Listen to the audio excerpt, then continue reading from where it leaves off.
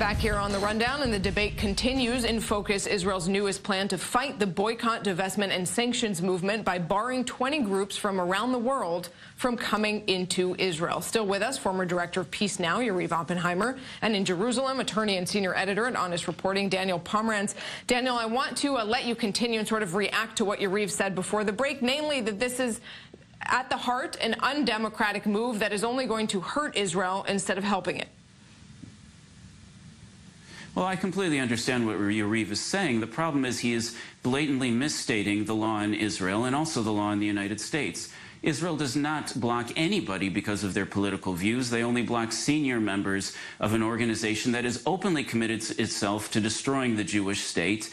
And the United States, he said, when you go into the United States, you're never asked what your political views are. That's not true. You're not asked which candidate you support, but they do dig into your background to see if you are a member of a prohibited organization. And any organization that is committed to destroying the American government, just as BDS is openly committed to destroying the Israeli government, will not be let in. It's the same in every country in the world. You can get a tourist visa, you can get a work visa. There is no such thing as a come in and destroy our country visa. Not in Israel, not in any country. And the double standard is simply unacceptable. You know, that to say destroying, it's very easy. But we are talking about BDS. This is an organization, again, that I disagree with its goals. But it's not a terrorist organization. They are not calling to a war to demolish Israel. They are talking about the fact that they are not recognizing the Zionist movement, for example.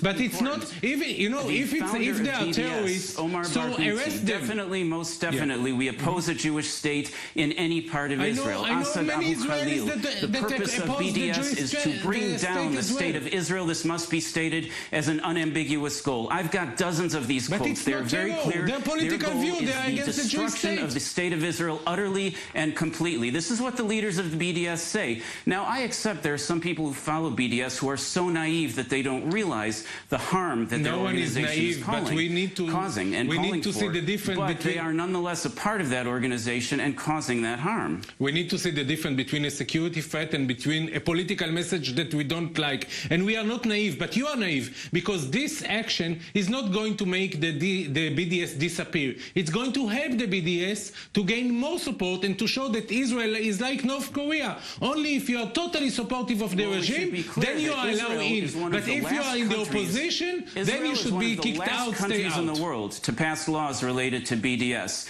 We've seen them passed in Germany, in France, in Spain, in the United States, all over the world. And so if you think BDS is going to survive when the entire Western civilization is turning against them, and for good reason, because they are singling out the Jewish state in a way that they do not single out any other country on planet Earth, and the entire Western civilization is highly uncomfortable with that, as they should be. And while we should entertain political debate, I don't see why Israel should be the only country in the world where you can practice BDS. What do you have to hide, by the way? Why do you want to stop people from coming into Israel? What do you wish to hide from them? Are you ashamed of something? You don't like the occupation? You don't want them to go to the West Bank and to meet the Palestinians that Israel is occupying? Maybe this is the reason. I do want to ask you, and Daniel actually says the law.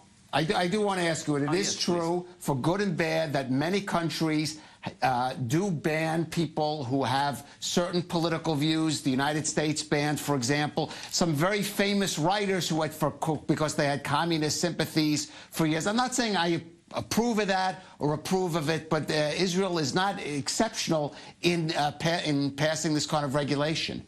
I think that today, if you, I don't know about the history, but the Cold War, maybe then this was the case. I doubt it that this is the case today. You are not allowed to get into a foreign state if you are a terrorist or whether you believe something or not. Our argument is over what's true and what is actually happening today, right now in the world. And you're not disagreeing with me, and you're not disagreeing with Israel.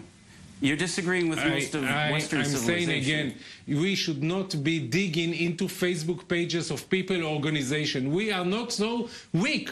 We are strong enough to accept people that disagree with the idea, for example, of the Jewish state. And by the way, 20% of the Israeli citizens are not so happy with the idea of the Jewish state, because it's a very complex thing. I'm in favor of it, but I'm not going to deport the people that disagree with me. I'm going to argue with them and to try to convince them. not to stop them from coming. This is a very wicked... I really appreciate what you're saying. Daniel, your quick response. It's an important voice.